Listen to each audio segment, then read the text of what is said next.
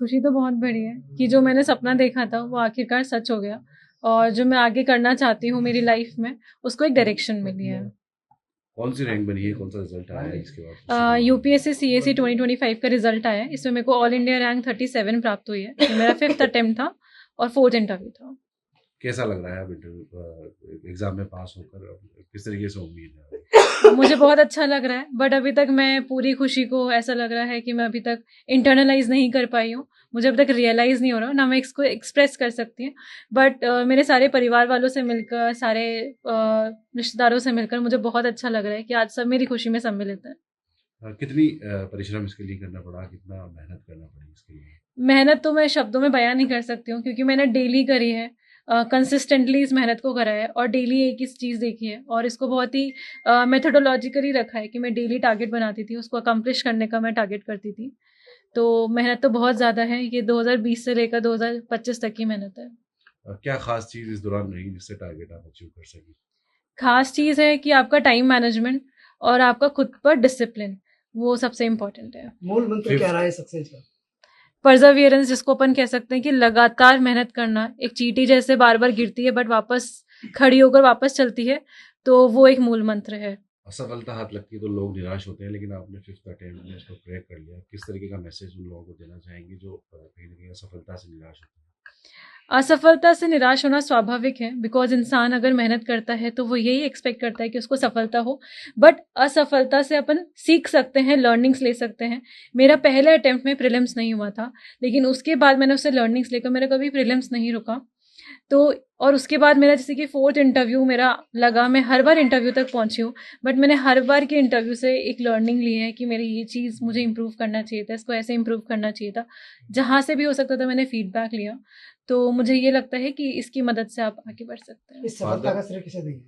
इस सफलता का श्रेय मैं अपने सारे परिवारजनों को, स्पेशली मेरे मम्मी पापा और मेरे भाई को दूंगी, जो मेरे साथ हमेशा डट कर खड़े रहे हैं, मुझे कभी निराश नहीं होने दिया। हर बार मेरे जब 3 बार लिस्ट में नाम नहीं आया तो मुझे ये कहा कि बेटा कोई बात नहीं, अगली बार अपन बनेंगे, भगवान ने कुछ बहुत अच्छा तेरे लिए डिसाइड कर रखा है। किस तरीके से, खास तरीके से मोटिवेशन मिलता था फादर और मदर, जिससे आप मोटिवेट होती थी आगे बढ़ने के लिए?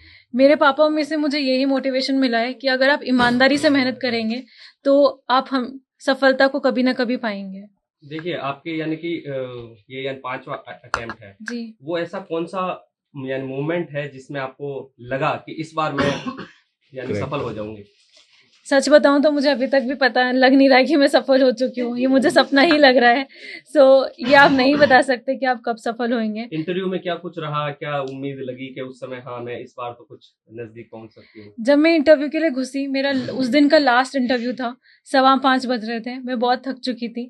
बट जब मैं अंदर घुसी तो जो मेरा इंटरव्यू लेने वाली मैम थी वो बहुत पॉजिटिव थी, तो उनको देखकर ही मेरे में पॉजिटिव एनर्जी आ गई और मैंने सोचा कि अब मैं अगर यहाँ चौथी बार पहुंच रही हूँ तो मतलब कुछ तो है मेरे में कि मैं यहाँ तक पहुंच रही हूँ। इंटरव्यू तो कितना लंबा चला, क्या कुछ रहे उसमें इम्पोर्टेंट सवाल या क्या जवाब? लगभग मेरा 30 मिनट्स तक इंटरव्यू चला है, और उसमें सवाल मेरे सीए, जो मेरा बैकग्राउंड है वहाँ से पूछे गए, मेरी हॉबीज़ है फॉर एग्जांपल योगा, उससे पूछे गए।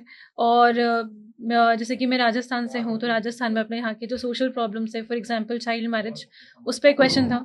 मैं एक महिला हूँ और मेरा बैकग्राउंड फाइनेंस का है, तो विमेन फाइनेंशियल लिटरेसी पे मेरे से क्वेश्चन था, उसको कैसे इम्प्रूव करा जा सकता है, इन सब पर कुछ सवाल थे। सीए के बैकग्राउंड से आईएएस तक का सफर कितना मुश्किल लगा? दोनों ही एग्ज़ाम अपने आप में बहुत मुश्किल है, बिकॉज दोनों ही एग्ज़ाम्स एक बहुत ही ट्रांसपेरेंट मैकेनिज्म से हैं, और one of the toughest exam है, वो भी 5 साल का पूरा कोर्स होता है, और इसमें भी आपको रिपीटेडली हर स्टेज क्लियर करनी पड़ती है। दोनों ही बहुत डिफ़िकल्ट हैं।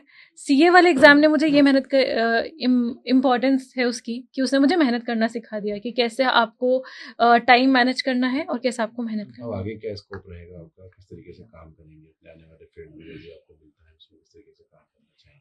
मेरे को जो भी अवसर मिलेगा और जो भी मुझे काम दिया जाएगा, मैं उसको पूरी लगन और ईमानदारी के साथ करना चाहूँगी, बिकॉज ये मेरी ड्यूटी है, और एज अ पब्लिक सर्वेंट और a civil servant it is my duty to serve the citizens of the country.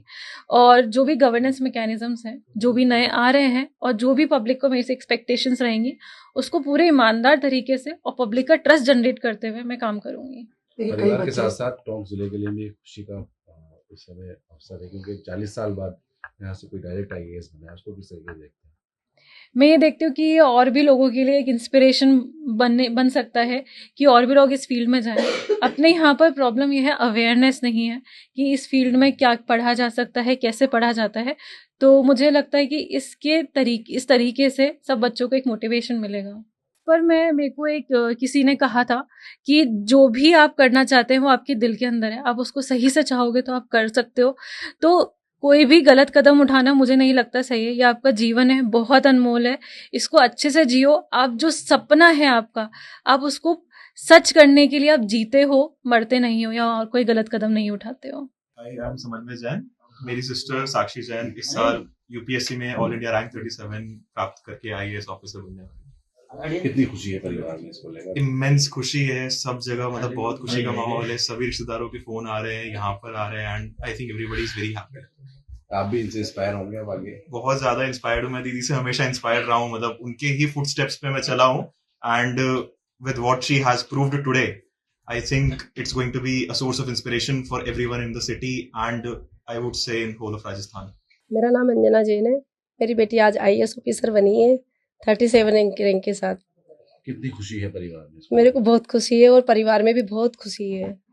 आमतौर पर देखा जाता है कि बेटियों को शुरू से ही चूल्हे चौके में लगा दिया जाता है, लेकिन आपने किस तरीके से अपब्रिंगिंग की बच्ची की? जब इसका रिजल्ट आया था और मेरे को पता लगा कि आईएएस ऑफिसर बन गई, रैंक का मैंने इसको पूछा भी नहीं था, तो उस टाइम सिर्फ मेरी आंखों में और इसकी आंखों में आंसू थे। हम दोनों एक दूसरे के गले लगे हुए, जयपुर हम दुर्गापुरा जैन टेम्पल के बाहर थे और रोड पे ही हम दोनों बैठ गए थे। वो खुशी हमसे समेटी नहीं जा रही थी। हम तीनों ही थे, इसके पापा, मैं और ये। 5th अटेम्प्ट में इन्होंने क्रैक किया है। उससे पहले आपने किस तरीके से मोटिवेशन इनको दिया है? मेरा मोटिवेशन इसके साथ ये था कि जैसा ये चाहती थी मैं इसके साथ हमेशा ऐसे खड़ी रही हूँ और मेरा यही मानना था कि बेटा अपन मेहनत करेंगे तो एक दिन तो जरूर बनेंगे अपन। पहला मोमेंट कब था जब आपको लगा बचपने से ही कि आगे जाके आईएएस भी बन जब ये स्कूल में टॉप करती थी तो मेरे को, नहीं आईएएस का तो मैं नहीं कह सकती थी, जब भी स्कूल में टॉप करती थी तो मुझे ये लगता था ये कुछ तो बड़ा करेगी।